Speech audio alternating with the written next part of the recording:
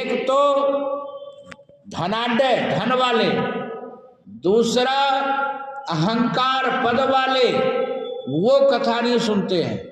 अब देखो प्राय जो देश के नेता हैं, नेता अभिनेता, क्या उनके पास कितना पैसा है? कोई कमी नहीं है। और उनका पैसा जो है तो कोई काम में नहीं आता। ये जाएंगे जहां भी तो 5 स्टार होटल में रुकेंगे। इनके यदि बीमार भी हुए तो सरकारी इलाज, कहीं जाएंगे हेलीकॉप्टर से जाएंगे, कोई इनके लिए किराया भाड़ा नहीं। हम लोग रिक्शा से भी जाए तो पहले महाराज जी को किराया दीजिए।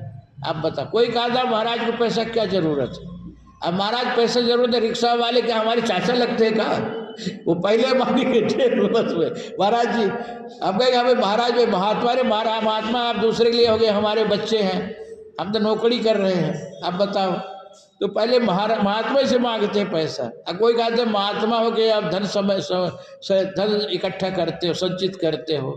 अब बताओ, ना करे तो फिर इन लोगों से कहाँ सुनी करे। एक ने कहा महाराज आप चोरी करते हो, बड़े तिलक लगाए, एक बार हम टिकट नहीं ले पाए, गाड़ी चल दी तो हमको टीसी कहा कि महाराज आप चोरी करते। हमने कहा तेरे घर में चोरी करने गए थे क्या? चुरा के आया तेरे घर में चोरी करते? कहा टिकट नहीं ली। हमने कहा टिकट नहीं, जल्दी गाड़ी चल दी और देखो महाराज है, पैसा कौड़ी कहाँ है, तो न चोरी करते। इतना बड़ा धर्म का आप उपदेश देते हैं, तिलक लगाए। अरे देते हैं, हमारा काम है धर्म का उपदेश देना। तो ऐसे सुनाएंगे, लेकिन उनकी ऐसे बोली से लगता है कि अंदर छल्ली हो जाएगा। आप बताओ। तो आज देखो पैसे का जमाना आया है, पैसे बिना कुछ काम नहीं होता है। तो कहने का मकसद ये कि संस्कारित ये लोग नहीं हैं, इनके पास पैसा तो है, पद है, पैसा है, लेकिन ये सत्संग नहीं सुनेंगे। और जब तक सत्संग नहीं सुनेंगे तो इनके अंदर संस्कार नहीं आएगा। और संस्कार नहीं आया तो इनका उद्धार हो ही नहीं सकता है। सत्संग से उद्धार होगा। देखो लंकनी भी राक्षसी थी, रावण के यहाँ पहरेदारी करती थी।